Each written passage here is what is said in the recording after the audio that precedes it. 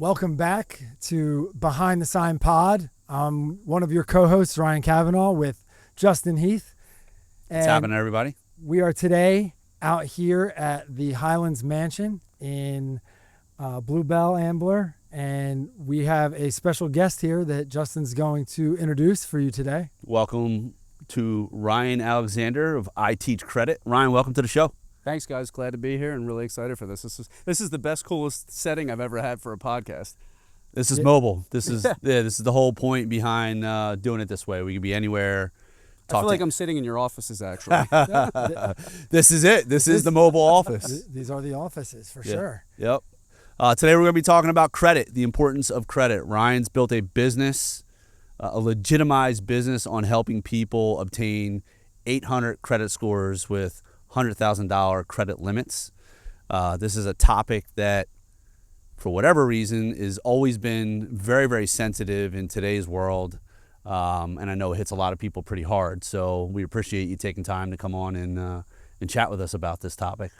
Heck yeah, thanks for having me. What got you started? So this is the fun part of the story. I was dead broke. I was dead broke for like 10 years. Started in commercial real estate when I was 19. 9/11 happened, unfortunately. I lost everything I was working on. So then I got into insurance, made a lot of money, got bored, decided to get into the mortgage world because I could make more money faster. Did that right in 2007. We know what happened 2007, 2008. So my timing is just impeccable. And then I had a startup and I lost everything again. I hired a company, $100,000 of funding. And we basically hired a company that lied and said they could build this technology, and they couldn't. So I'm 35 years old, starting over. So if you're 35 or 40, you can start over and be just fine. And one night I was sitting having a couple beers, and I was watching this 20-year-old kid on Facebook with Tai Lopez, which everybody knows Tai Lopez, here in my garage. And he was teaching people about credit. I'm like, if this kid could have this much credit, I'm 35 years old. Sure enough, I could figure it out. I invested $500. It was January 24th of 2018. And from there, the rest is history. I went from no money to making a six-figure company, teaching people about credit who have no credit and no money. And I've still been able to figure that out. And the journey has been just amazing. Yeah, that's kind of one of the amazing parts. I know we've met before and I've heard a little bit about it. And like one of the amazing parts is, the product that you teach, like your education almost speaks for itself with your past clients, because a lot of them do not have any money to pay you for what they need your help with. Yep. So, your product is getting them to the point where they can pay you for your services, which is really cool. Yeah, I mean, and for a while it was tough. Like for a while, I always say I was an overnight success. It just took me 6 years to get there, because for the first 2 years I was posting my content, posting what I was doing. I had like a 730 score, dropped it down to a 620 because I got 15 credit cards in like a year and a half. My dad was mad at me. Everybody thought I was stupid. For one full year, I didn't do anything. Boom, next thing I know, my score's 800. And then all of a sudden, I was like, whoa, how did you do that? And, my friends who made a lot more money than me, I was walking around with cards like this, the American Express Platinum card, and they're like, that's a stupid card. Why would you have it? And I was just like, you'll learn. Like, I learned, you'll learn. Now they all have it. And it's like the greatest thing ever to be able to teach people that stuff. What do you see as the biggest pain point with people trying to build their credit? So this is a great question, and I might piss a couple men, but I am definitely speaking to the men in this point. And that is, so many people won't spend the time and the money to learn the one thing that controls all aspects of your finances. It impacts your approval odds. It impacts your job odds. It impacts your interest rates, your insurance rates. People will spend more time. Do you guys curse on this? Sure. People spend more fucking time on their fantasy football stats than they do their FICO scores. And you wonder why girls don't want to date you. Is that it's PPR because your priorities league are wrong. Or like With that? Is that PPR league or? Yeah, I wasn't staring at you, I promise. But no, I mean, like, the biggest thing is people just won't. Like, I'm literally teaching 18-year-old kids. Within 30 days of turning 18, I'm getting them a 700 credit score.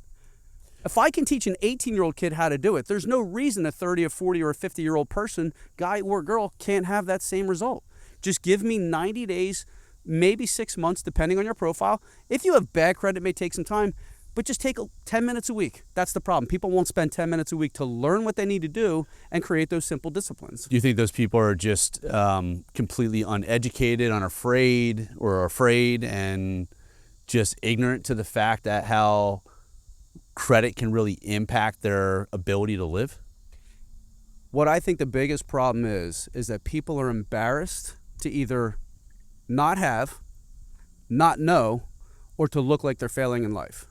Right? Like if people can't whip out I think a it's platinum definitely card- that last piece. What's that? I think that last piece, the failing in life aspect.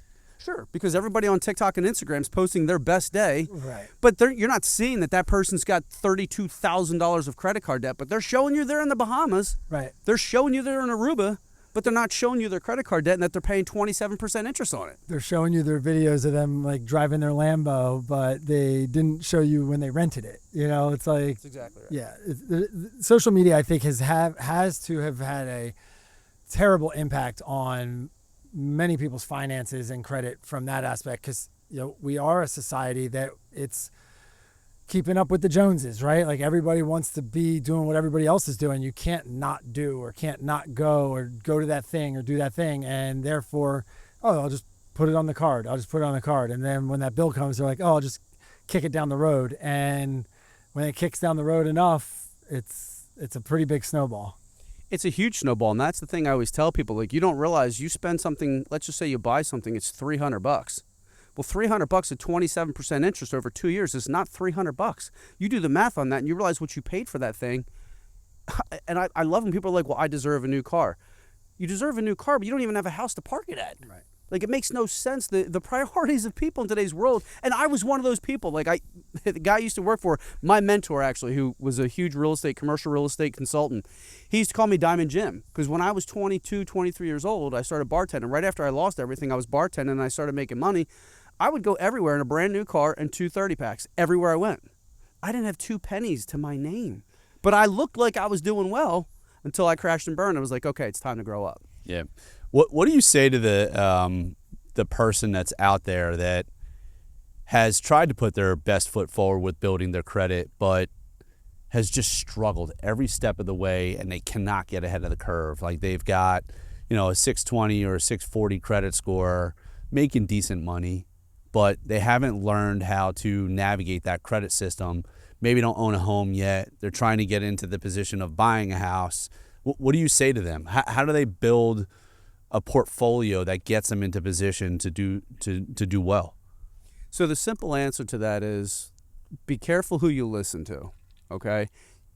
I have a large audience, and it's because I've helped a lot of people, and I've done it for free, okay?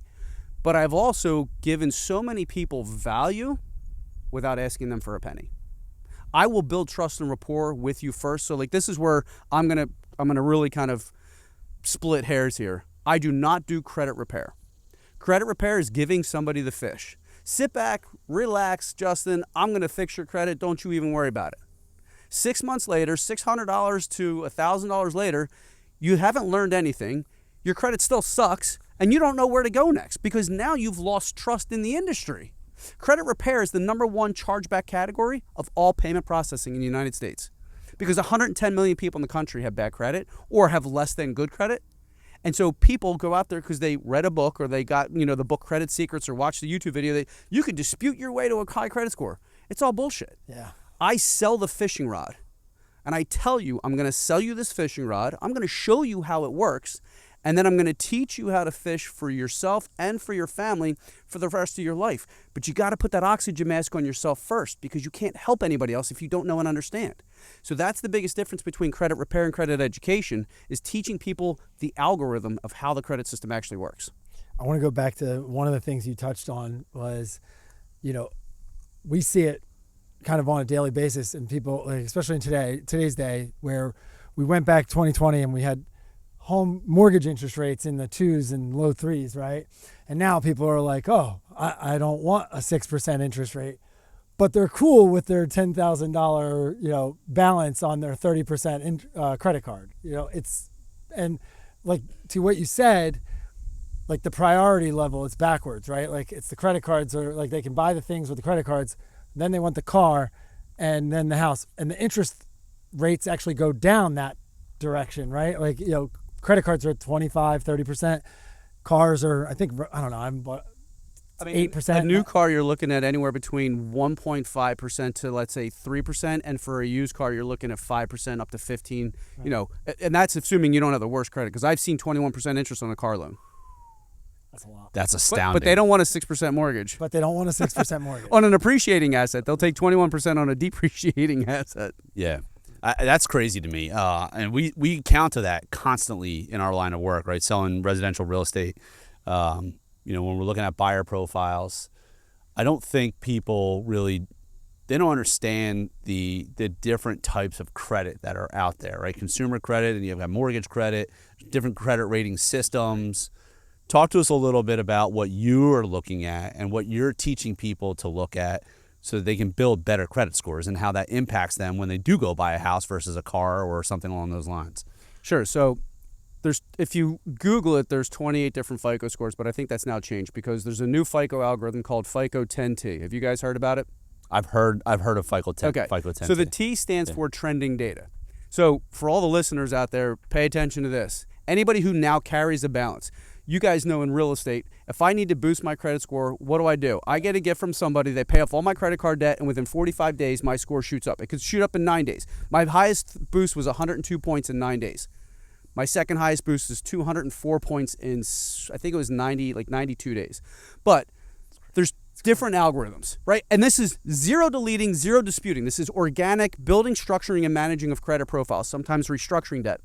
The 10T stands for trending data, which means anybody who's carried a credit card balance over the last 24 months, that is going to have a new impact on your credit score.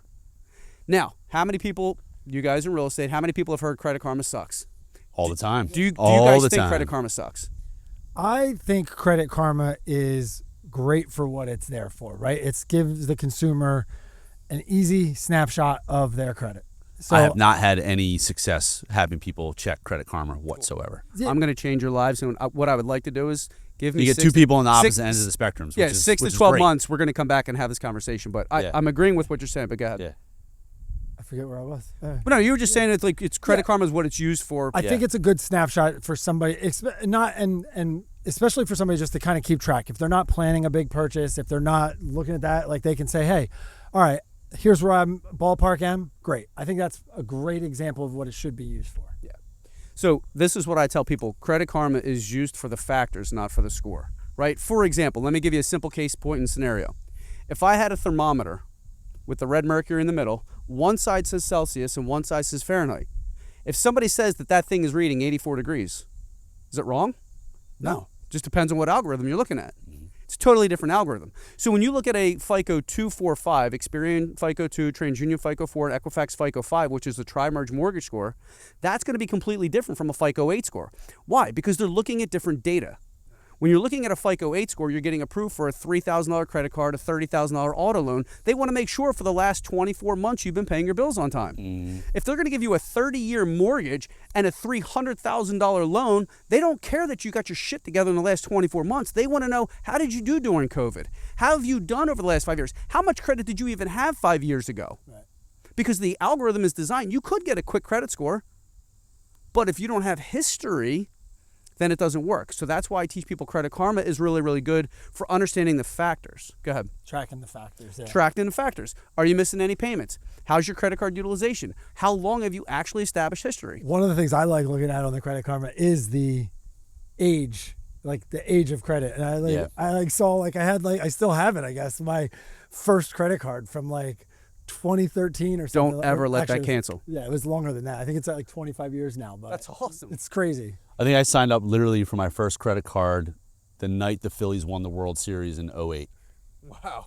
Literally the first one. On the way out, so you could get like No, it was fucking t-shirt. freezing cold in the stadium. I needed a blanket, and the only way I could get it is if I signed up for the credit card. It's still in I my thought they wallet. were offering you a free slice of pizza or something. That's what they do at colleges. $500 credit card for a free slice of pizza, and $500 later, they're paying 27% interest, Yes. and they're Yeah. screwed for the next 3 years of their But lives. they had that pizza though. That pizza- Yeah, that pizza was damn good. That blanket is long gone in the trash. That's funny. But yeah, so I like to teach the differences in the algorithms because, I mean, let's face it. Credit is like it's the key that opens the door to buying a house, starting a business, and having credit cards that you can not only travel the world with, but also having credit cards that you can pay your mortgage with, which people don't know. And for those of you who can see this is the BILT, the Built Rewards credit card. This is a credit card that they give you a routing and an account number. You can pay your mortgage with the routing and an account number. It processes like an ACH, so there's no 3.5% transfer fee. There's no credit card, or there's no annual fee, and there's no foreign transaction fees. And you get 1% back on that mortgage payment. Right. So like take You're whatever making your money highest while you're paying. Yeah.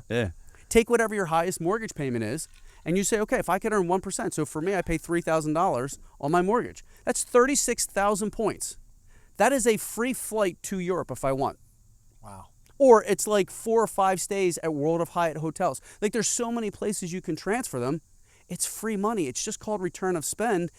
And that's just another perk because I don't have to work with bad credit people for that. I could take 800 credit score borrowers that just don't know what they're doing. Yeah. Let's talk about that term, the return of spend. That's the first time I've ever heard that, but it makes so much sense. We're putting out so much money, more than we ever have as a society now. And we very rarely ever get anything in return for it, right? From a products and services, it's just spend, spend, spend, spend, spend. So how does that help somebody, the average Joe, Sally Smith? I'm not going to pick on you, but I'm going to pick on you for a second. Yeah. How many kids you have? 4. How much money you spend on Chick-fil-A per month? Too fucking much. Imagine if nothing else on Chick-fil-A alone. My wife absolutely is dying right now. If you could get at least 4% back on Chick-fil-A purchases alone, how much is that worth? Oh, yeah. You got a big truck here. How much you spend on fuel? Enough. Yeah. Even the EVs, you can now earn On charging. anywhere from 2 to 4% on fuel purchases It's wild. that you can convert. Now, the cool thing about credit cards is this. There's 3 different kinds of credit cards, but in this aspect, there's cashback cards and then there's point rewards cards. Cashback cards, if I earn, let's just say, I earn $500, that's worth $500 of cash back. Right. But if I have a points-based credit card, like Amex, Chase, UR Points, American Express, MR Points, Capital One Venture Miles, Built Reward Points, the points are worth double or triple. Because if I take my $500 that I've earned, but I convert it to points, that could be worth $1,000 to $1,500 up to $2,000 of worldly travel. So that's why I say I like to take everyday expenses and turn them into worldly experiences. That's return on spend. That's amazing. That is awesome. So for you viewers out there that are looking at credit or having trouble with credit, this is a good lesson, even for myself. I was once in that same boat, right? Went through a divorce, credit hit the bricks, destroyed myself, built myself back up, but it's taken a lot of time. And, this topic genuinely hits home for me because it's something that I've struggled with for such a long time. Whether you're making great money or not making great money, I look at the credit aspect as it does feel like an indicator of like self-worth to a lot of folks, right? Some people just don't give a shit about it, which is that's on them. Yeah. But again, having children, where I'm starting to teach my oldest, who's 14, hey, it's important to start looking at this stuff right now. I didn't have this talk. That's good parenting right there. You need to teach kids the value of money because I always say money makes life easier and credit makes money cheaper. Right. Teach them those 2 simple little things at an early age. Yeah. They're way better off than just getting a high school degree, which doesn't teach anything about this stuff. Yeah. There's no financial literacy in public or even private education in primary school or secondary. It's just there's no financial planning education out there at all. And I mean, it's go seeking. You have to go seek it. Yeah. I have people that are $100,000 to $300,000 in student loan debt. They're not in a job in the field that they went to school for, and they have no means of being able to pay off that debt. And they come to me because they're like, I don't know anything about the credit system. And I'm like, you spent $300,000 and you don't know anything about the credit system? Like that is where the system is designed to make you fail. 100%. Right. And that's the shame of it all is I don't feel it's obvious. There's just not enough education out there around financing and credit and just money in general, where having a conversation like this is overly important because it does impact so much in your daily life. You go to work every day, you're busting your ass to put food on the table for your family, but you come home feeling like dog shit because you still can't get ahead. And that's such a big problem. Like you talk about mental health in this country. First off, the number one reason for divorce is finances. And not only that, but they get divorced because the finances are bad, and then the divorce drags them through a 2 or 3 year divorce, which makes it 10 times worse. Yeah, been there, Crazy. done that. And it's just like, it's like a never ending thing. And that's where I try to really say, if we can make, kind of like to your point, like, why don't people do it? People are afraid to talk about it. Like, I want, like, every single, you guys follow me? Yeah. I talk about it to the point of nauseam for some people. Like, my hockey buddies, they make fun of me. They're like, oh, here's the credit. But you know what? You know what I do. And you also know that I can help you fix it. Because I've had many people that will private message me and say, hey, I don't want anybody to know. Yeah. And then they open up the Pandora's box to me, and I'm like, oh my God, you got a shitstorm of a problem. Why didn't you message me last year? It's a I could tell you from personal experience, it's a feeling of insecurity. Yeah. Number one. It's an right? ego shot. Yeah, it's an ego shot. It's a feeling of insecurity, and it's like, damn, you know you need the help, but you're not going to open up the door to go get it because it's embarrassing, right? Just, and like you had touched on, it's like mental health too, right? Yeah. Like, I know. Also very, like, it's self-acceptance. Yeah. Yeah. Accepting, like, where you are and then wanting to do something about it. Right. Yeah. So you mentioned hockey. You play hockey? I did play hockey, but I think I've now retired and picked up golf as a permanent side hobby. Okay. The 10:30 at night skates with the 30-pack in the parking lot afterwards was just too hard to do. Yeah, I know. I do love it though. I do. It's been a while. I like men's league too. That's where I was gonna get at where you played and such. But let's be clear, it was beer league hockey that I was playing. Yeah, that's the whole point. You play so you can have a few beers in the parking lot. Yeah. Parking lot beers are the best. What do you think is the biggest misconception with the credit industry? That it's complicated. It's not complicated. It's just your discipline sucks. Credit's not complicated. People say, like, for example, how many people come to me, they say, I can't pay all right, so let me give this. My number one credit tip strategy ever. If you learn nothing else from this podcast, I probably should have said this in the beginning just to give the best golden nugget, but if you stuck around this long, this is the best tip ever. My number one thing that I teach everybody is this. PTZW. Pay 2-0 weekly.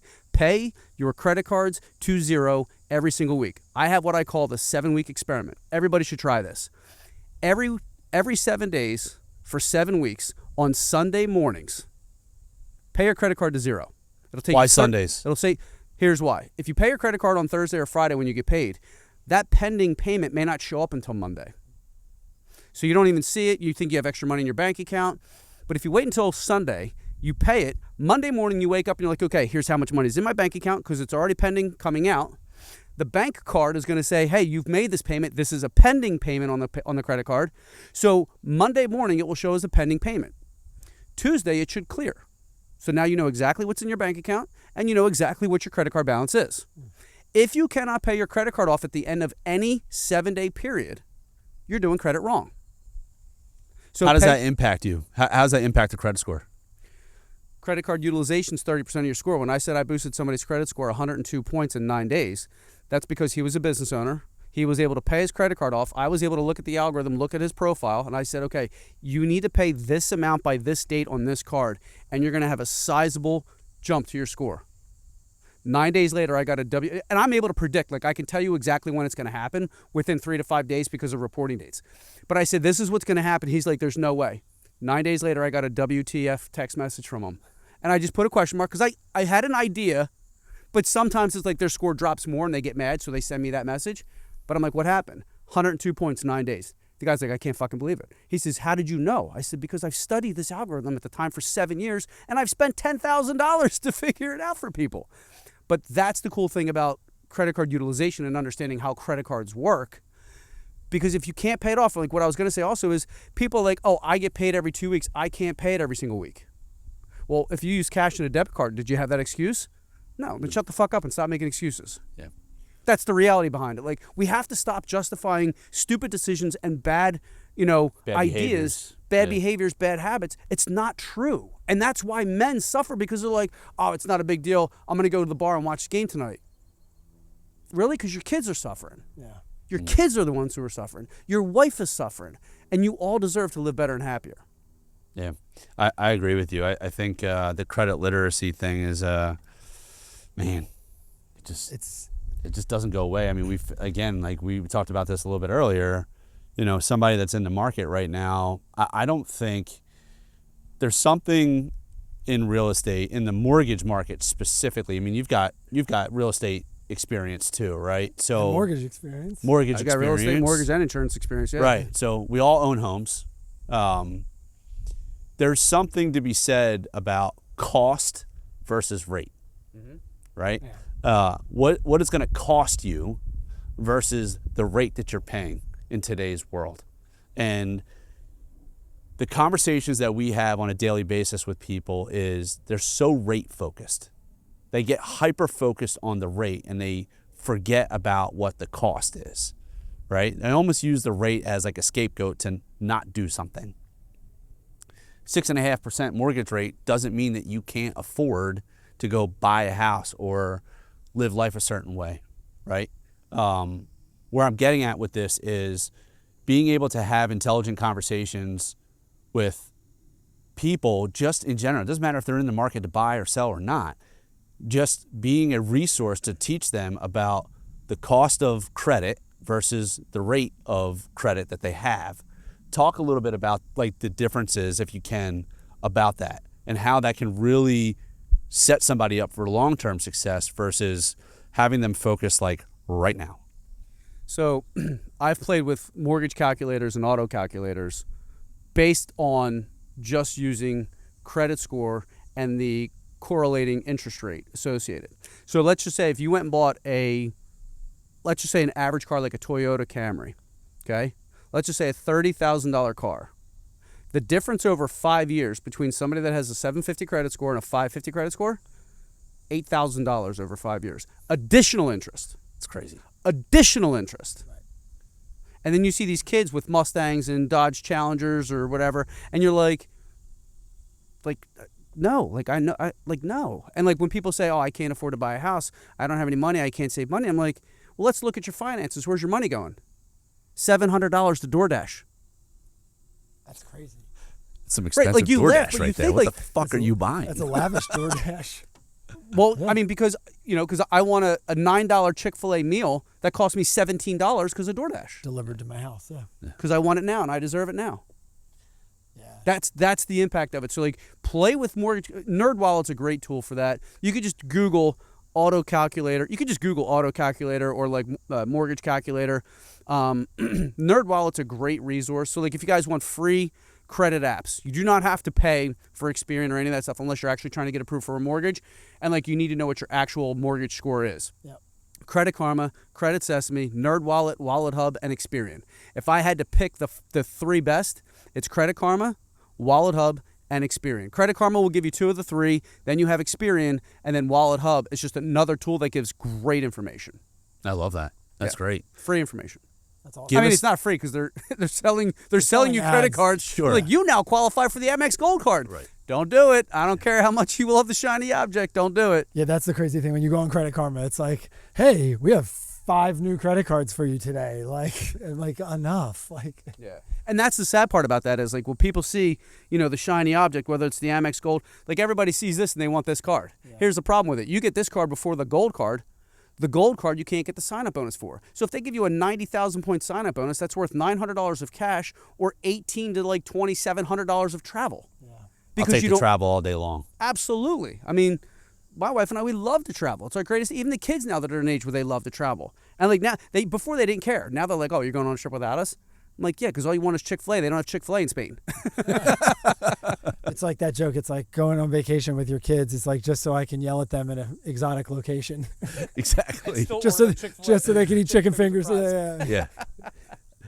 That's. There's a lot of cool things about credit, and what I would definitely say is, again, it's about just taking a little bit of time because the impact it will have, taking 6 months to building a credit profile will pay you for the rest of your life. Yeah.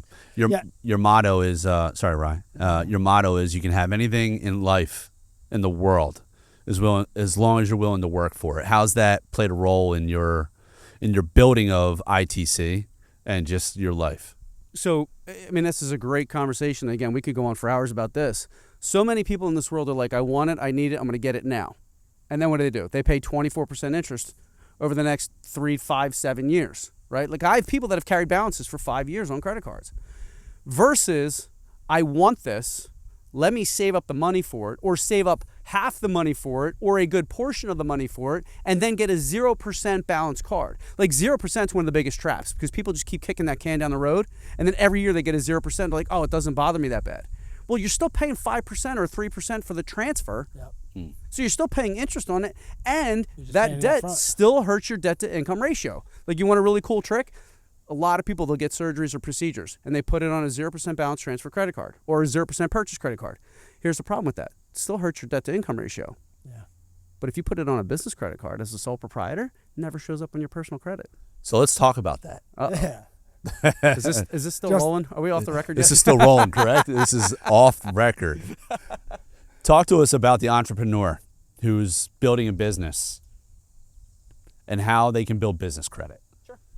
So this is what I'm going to say. The first thing you need to do if you're going to be an entrepreneur is this. You need to still have income. Don't quit everything you're doing and just go start a business. Make sure you have income or that you have some sort of staying power, at least a couple months. I'm all for it if you're going to go all in, but go try and make some money first, okay? Understand making money, have a decent credit score, and then figure out and say, okay, where can I invest my money to What's be an decent? entrepreneur? What's a decent credit score? If your credit score doesn't start with a 7, you need to work on it. You need to work on it. I mean, and what I'm telling you, literally 90 days, like 90 days, that's the reason why my 90-day coaching program, at the end of 90 days, if I don't get you definitive credit results, I'll work an additional 90 days for free because I know I can get you addicted to your profile and I can guarantee results in 90 days unless I look at your profile and you got like 25 missed payments, 13 collections and all. Like, okay, so that's going to take a year. Anybody else, give it 90 days, build a 700 credit score. And I'll help you get it. Like people trying to buy a house, give me 90 days. Most people, I can get you to a much better level. And if I can, I'll tell you within 24 hours. Right. But get a 700 credit score. That's where you want to start first. Then what you need to do is, while you have the 700 credit score, who you build relationships with is really important. Okay? If I know I'm going to want to borrow money, you want to think who are the best banks to borrow money from? Chase, American Express, Capital One, and maybe local credit unions. You got to build relationships with them. So what do? You go get a simple lower tier credit card, use it wisely, show American Express that you can A, spend money, and B, you don't have to wait 30 days to pay it off. Right? If somebody came in and asked to borrow $100 from you, would you rather them pay you back in 1 week or in 4 weeks? Give it to me in a week. Banks think the same way, but we're not taught that, right? We're taught you have a credit card, you spend on it for a month, 4 weeks, and then you get the next day they send you a bill and it says, hey, in 3 more weeks, make a minimum monthly payment of $35. Here's a question for you. If I spent $1,000 last month and I pay $950 of it off before my payment due date, but I carry a small balance, do I pay interest on the $50 I left on there, or do I pay interest on a $1,000 total last monthly statement? That's a great question. I think I'm going Is to it a fail trick this. question? I think I you're might paying fail. on the 50, right? You're paying on what's left on there. Is that what you think? What do you think? I'm going to say the same thing. I'm paying on the No, 50. you pay interest on the statement balance. You want to have a good fun test and experiment? The next time you go to pay a credit card, okay, you get a statement. It says your bill's due in 3 weeks. You're pissed off now, right? Yeah. You're pissed off. You're like, what the fuck? You get a statement. Let's say you spent $1,000 in the month of in July. You get a statement in August and it says, hey, congratulations, you spent $1,000 last month. Minimum monthly payment's $35. Pay $700. And then 2 days from then, I want you to go back into there and it'll say remaining statement balance. They tell you that because if you don't pay the remaining statement balance, you pay interest on the total statement balance from last month. Did not know that. Wild. Did not know that. Did you know that? I did not know that. That's intense. I'm learning credit right now. It feels great. I feel vulnerable, but great. Yeah. But think now, right? So you guys are in real estate. Think about this. That's wild. How much value can you bring to somebody that doesn't say, I'm never too busy for your referrals. I don't really give a shit. Teach me how to qualify so I can buy the house. Now you just gave everybody a credit that they're going to be like, I didn't know that. My dad had an 800 credit score. Didn't know that. And when I told him that, I said, if you don't believe me, just call the bank. There's a reason it says, if you've paid your bill, like for example, again, you pay every single week to zero. Let's say you pay early and you didn't pay it all. Remaining statement balance, you'll pay interest on the statement balance if you don't pay in full. I think there are some banks that may not calculate it that way, but the vast majority of them all do. Well, I mean, look, I think the the big thing with all of these is, you read your terms and conditions, which I can guarantee nobody has. Nobody's reading 45 pages no. of fine print. And that's why there's 45 pages of fine print, so they can bury it all in there and you don't see it. And it's wild. I mean, it legitimately is wild. When you get a new credit card and you get that little packet of paper that comes with it. Yep. I mean, we all throw it out, Of course. but like that's where all these gems are, right? They're in there. And going back to the entrepreneurs, one of the biggest problems with entrepreneurs, with credit cards specifically, is how many people are like, oh, I can get you $100,000 at 0% interest. It's credit cards. Right. And you know what they do? They're saying, hey, I'm going to get you $100,000. I had a woman, she got $150,000 so she can invest in real estate. She got $150,000 of credit cards. The guy charged her 10%. It's 15 grand. Guess who didn't have the 15 grand to pay, right? And guess who didn't hit the sign-up bonuses on any of the cards that she got? Wow. So she lost all the sign-up bonuses on all those cards and didn't have the money to pay the $15,000. I'm hoping now she has. Unfortunately, again, once I start helping people, I help them so much so quickly that a lot of times I don't hear from them after a little while. Yeah. But that's a good thing. Yeah. Yeah. But she didn't have the money. And so like entrepreneurs are like, I'm just going to go put it on a credit card. Well, guess what? If that free period ends and they backdate the interest from day one at 27% interest, guess who's really screwed? It's a big bill. That's a real big bill. Yeah. How young is too young to start building credit? You can't start building credit till you're 18. So I say when they turn 18, they should already have a job. Every kid should work. I don't care how good you are in sports, how smart they are in school. You should have a job and learn how money works. There has to be some sort of training on how the money system works in the country. Does it benefit somebody that's got children to put them on as a user? Can they put them on as a user ahead of being 18 or no? So you can do it, but the magic answer to that is you can put somebody on 3 months before they turn 18 and that's fine. Okay, there's people that are like, oh, I put my kid on at 2 years old. I'm like, that doesn't give them an extra 16 years of credit when they turn 18. It's still going to be the same number. But here's what I would suggest. Anybody, they should first have a job, and then you should teach them a budget. I think all kids, I don't care how much money they make, I think all kids should be taught to put 50% of their income away. I don't care if you blow the other 50% on Chick-fil-A, put it away. Yeah, my 14-year-old just got a job. Yeah, he did. And it's been an eye-opening experience, right? It's like, hey, Dad, can I For buy them or you? For both of us. Okay. Right? I'm dropping a 14-year-old and coming back and changing a diaper to a 20-month-old. That's wild. But what I will say about this is I love where you're going with that, Ryan. Dropping him off to work and seeing him bring money home, and it's like, holy shit, I just worked 8 hours and I made, $150 or whatever it might be. Tips him, per check, and now we're having conversations like, all right, what do we do with this? Yeah. So that's a great thing because I always say we've been taught to do what? And I want to continue on this with the kids and a reason why you want to do this. Like everybody should have their kids build credit. But why is it that we give banks our money at 0.25% interest and they lend it to you and I or to people buying houses at 7-8% interest? Making money. But we're not making money. So Right. we need to teach kids, if nothing else, when Warren Buffett dies, he said all of the money from his estate that his wife's getting, S&P 500. S&P 500 because it's going to give you an 8 to 10% return on average, could be more. And I don't do your own research if you want to invest in something else. This is not financial advice. This is not financial advice. But if your money sits in a bank, the bank is making money off of your money and giving you pennies. Yeah. And the coolest part about teaching kids about credit is this, and my buddy literally just called to tell me this the other day. His kid's 19 years of age, 800 credit score. Said he's one of the only kids that the school has ever seen. The kid went to get approved for college education, didn't need a cosigner. Wow. That's wild. You want to talk about powerful. Yeah. Because guess what? You get one of those Parent Plus loans, you can't get out of it even if you declare bankruptcy. Right. That's the This is power of amazing. credit for kids. And then you look at the power of credit for adults, whether you're investing in real estate, whether you're buying a business, or you're simply just turning your everyday expenses into worldly experiences. It's the gift that keeps on giving, yet people still, they're too afraid to ask. And that's why I'll say free Zoom class tonight, teaching anybody anything about credit they want to know. 2 people show up. Yeah.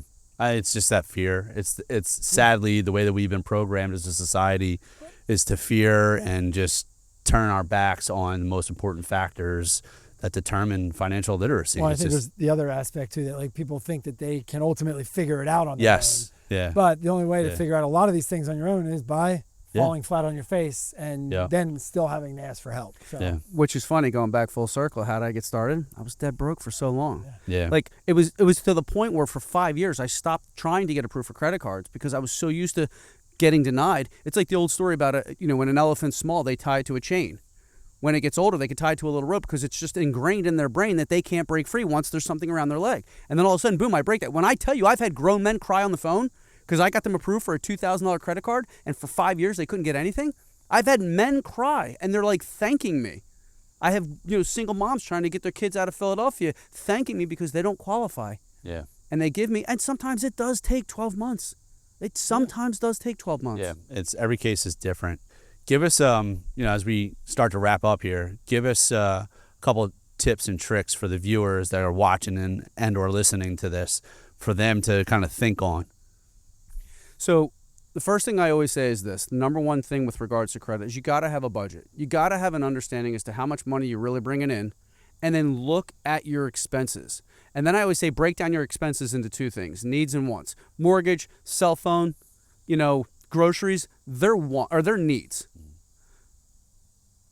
Chick-fil-A, DoorDash, subscriptions.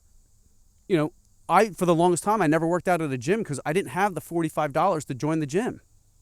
But I was still able to make it work, right? If you have credit card debt, I don't want to hear, I can't afford to pay this. No, you can't afford it because you're still spending money on stupid things. So build a good budget, okay? Then figure out where you are spending money and look at getting simple cashback credit cards. You got to start with cashback credit cards for two reasons. Number one, if let's say you don't spend a lot of money, right? Let's say you have an 18-year-old kid and they get a points-based credit card. They may need to spend for 2 years before they accumulate enough spend to get, first off, they're not going to hit the sign-up bonus because they're not going to spend $4,000 in 3 months to get to 60,000 points. Start with a simple cashback credit card so that when, going back to my first credit card, which was at State Farm, it was like almost a year into using the card, I went to pay my bill and I looked in the corner and said I had so many points. I was able to pay 1 full month of insurance premium because all I did was took the cash and applied it to the bill. Now, never do that with points. That's instead of let's say, for example, if you have 100,000 points and you use it to pay your bill, it may only be worth $600. Right. But the 100,000 points could be worth $3,000 worth of travel. Yeah. So start with cashback credit cards and figure out, where do I spend my money? If I don't travel, don't get a card that earns points on travel. Like the first 2 credit cards every kid should start with, or maybe the first 3, would be the Capital One Quicksilver or Capital One Saver, because I know you're spending money on Chick-fil-A, Dunkin' Donuts, right? Yep. And 1.5% with the Quicksilver, it's 1.5% on anything, and both those cards are cashback cards, no annual fee. If you're going to college, you could get a Discover It student card, or I think Discover has like a restaurants and gas card, or the Chase Freedom Rise. But anytime you go to apply for any of those, do the pre-approval tool. Never, ever, ever let your kids apply directly for a credit card. Do the pre-approval tool first. Even though it's only like 90, 95% accuracy, it's still 95% versus you apply, you get denied, and then you're like, and then you do nothing for 2 years. Right. That's where I would start. If I were to give people credit tips, start with simple cashback cards and get used to paying them every single week. I don't care if you get paid in England. We were just there 2 weeks ago. They get paid once a month, but they don't carry debt. Yeah, such a different society. Budgeting. Yeah, budgeting, right? They live a different way. But that starts at home. That starts Yeah. with parents. Like, that's not the school's job to teach simple budgets, Yeah. simple financial, credit literacy. That you should be doing that at home. And if you don't know it, you should be asking your friends who are living the lifestyle and say, hey, I can tell you this right now. There's no person that's doing worse than me that asks me for help, and I won't say, listen, let's figure it out. Yeah. Even if it's a 10-minute free phone call. Do you have a budget? No, cool. Start with that first. Know how much money you're making? Figure that part out. Yep. Okay, let's get you a first starter credit card. You only need that one, and then the addiction starts. Yeah. And that's a good addiction because it's a positive thing that's going to lead to a better outcome for everybody. I love that. Well, we appreciate this. This has been such a real conversation. Absolutely. And if you find yourself needing a cosigner to pay cash, reach out to Ryan. That's a funny thing. Don't ever co-sign. I don't care how much you love your boyfriend or your girlfriend. No bueno. way. Yeah. Reach out to Ryan. Where can we find you? So the best place, you could do a Google search for me. Just be careful on TikTok because I have like 20 imposter accounts. If you want to actually reach out to me, just go to iteachcredit.com or info@iteachcredit. Just send me an email, info@iteachcredit. I have a surprise thing that I'm working on over the next, it's going to be built over the next 90 days. we're gonna see what comes out. But we're working on. I just made a big investment in the company. We're gonna see. Oh, can't wait to hear this. Yeah, it's gonna be fun. That'll be good. We're trying to grow bigger. We're trying to make.